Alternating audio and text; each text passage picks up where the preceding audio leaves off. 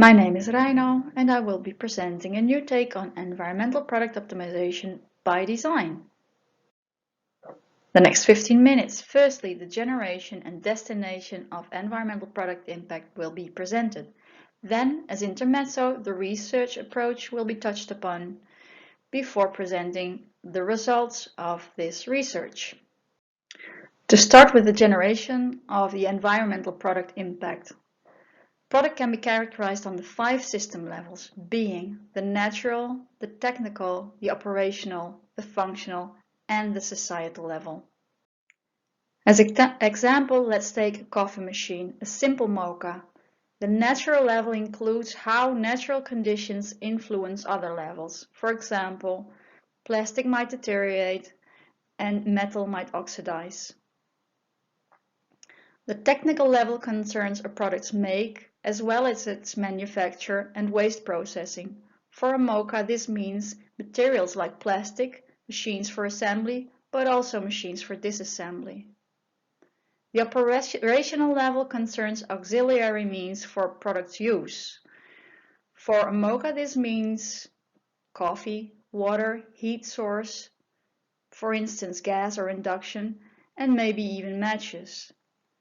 The operational level concerns the interaction between man, the context, and the product. This then adds behavioral aspects like quantity of coffee used per time and the amount of coffee thrown away or cleaning of the mocha. The societal level adds decisions for obtaining and discarding. Such a decision can be related to all product system levels. For example, the decision to replace can be based on changes in fashion, family size, habits, or kitchen stove. The corresponding environmental aspects are either physical or human. The physical factors are those that are counted. These are the actual environmental impacts. But the human factors are the cause of what is in use and how it is used.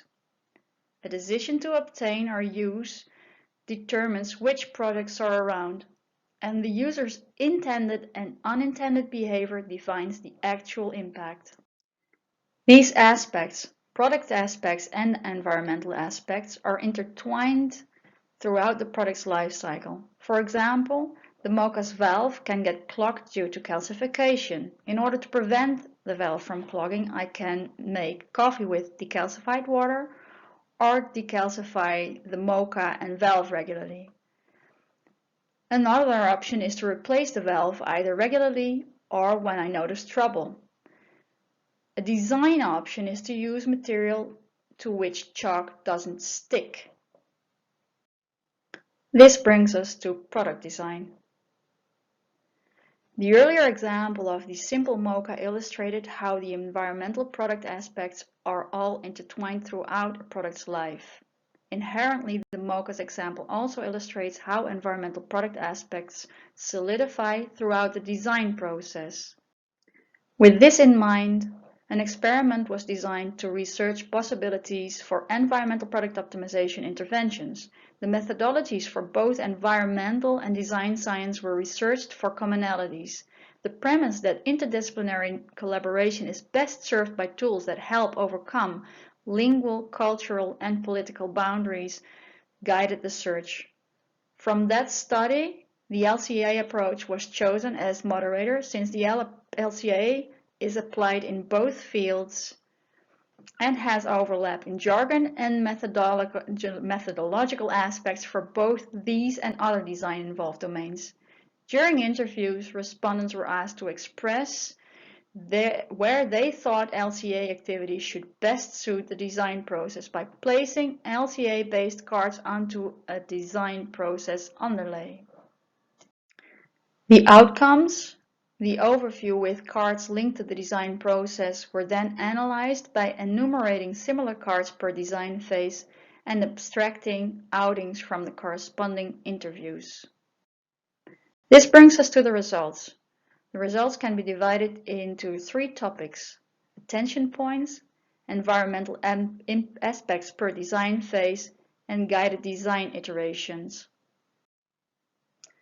There were 4 recurrent topics among the attention points: product complexity, design context, circle of influence, and interdisciplinary collaboration. For each of these topics, the main attention points were: for fronting product complexity, respondents suggested to 8 design teams check design briefs for environmental opportunities, since often design teams only get involved once the business concept is set.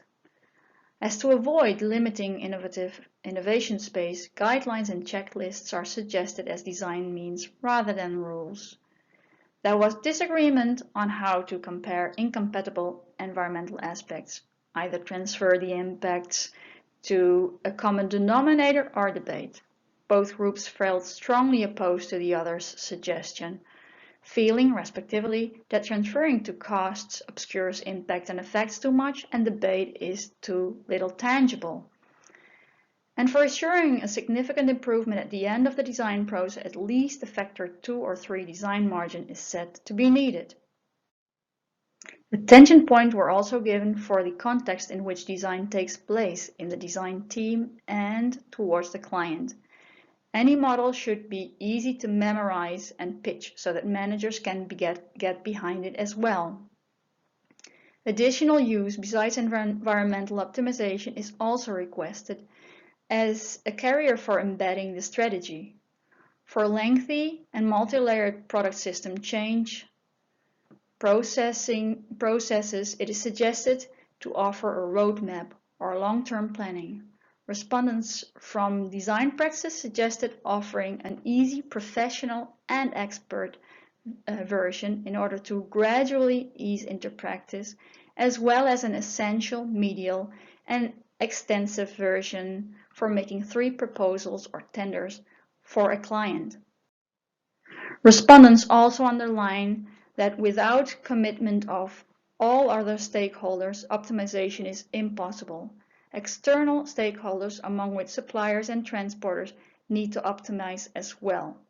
And corporate units and managers need to be assessed on long-term targets, possibly not just financial, and collectively. Otherwise, each participant is likely to put their personal gains over the environmental gains. The quotes on this sheet underline the need for bridging cultural differences. For that, respondents suggest the use of neutral, understandable, and uninterpretable language, 8 researchers with creative visualization and selection endeavors, and 8 designers with documentation. Then the environmental aspects per design phase. Under Discover Opportunity, a lot of goal and scope cards get placed. Added was, however, that whether these activities can be finalized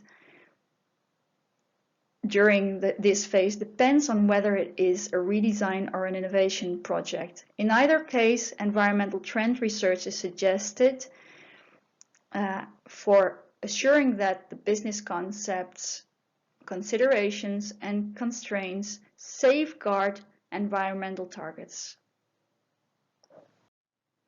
Also on the design problem, a lot of goal and scope cards are placed. Ideally, the goal and scope gets finished here. For this, context research is required. It needs to be mentioned that the word context was interpreted in a design way as context of the product and not the context of the project. Together with the context study, the development of flowcharts, system outlines, and functional units were mentioned. During developed concepts, the respondents say the goal and scope can only marginally change. Ongoing inventory analysis and push-on-the-button software checks help select ideas and concepts. For these selection processes, interpretation is seen as an integral aspect. During determined details, the last technical detailing of product and production are due. This is, then, the optimization of physical product aspects belonging to the technical level and related to the operational level. Although these are the final selections, the decisions are still most often based on relative comparison. During the card sorting session, the phase after the product is fully determined was presented too. It is both unlikely and undesirable when at this stage practice shows grave unexpected impacts for which adjustments are necessary.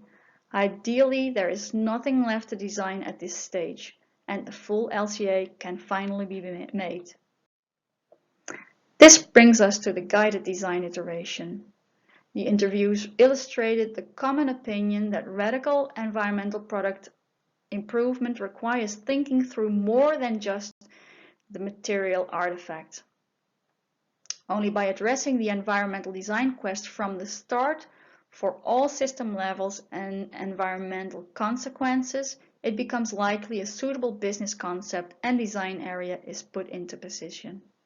For each design phase, environmental oriented activities were distinguished. Overall, benchmark studies on either existing product or designs offer a means for comparison. The trend research at the start stands out, with the intent to look beyond the expected field in order to discover new business opportunities. Zooming in on the environmental contributions, different contribution types and positions can be distinguished. At the start, proactive positioning of environmental targets can be used to set the norms. Throughout the design process, environmental designs and considerations should be contributed to selection processes. Once concepts are selected, these concepts can be assessed on various preset environmental conditions. Another aspect that stood out was the recurrence of inventories and analysis. All design-involved disciplines use inventory and analysis methods.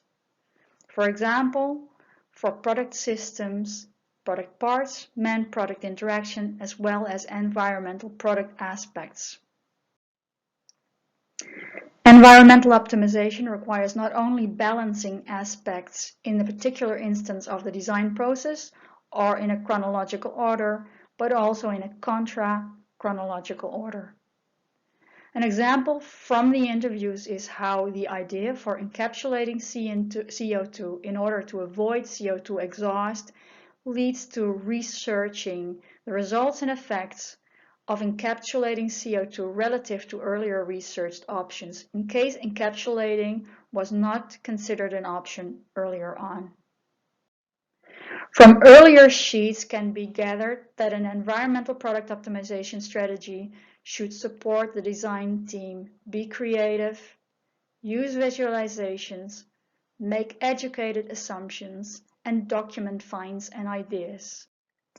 So, based on this study of alternative positioning of life cycle approach in product design, can be concluded that it is feasible to create a domain-transcending environmental product optimization strategy based on readily applied inventory and analysis approaches, using their commonalities for merging lingual aspects and overcoming cultural differences. Interviews further led to additional considerations for increasing the likeliness of an environmental product optimization strategy's implementation and successfulness. Concluded as well is that I have my work cut out for me, as I will be inventorying inventory and analysis methods and try to create an environmental product optimization strategy or EPO strategy that complies with the vast set of interview and literature research guidelines. Thank you.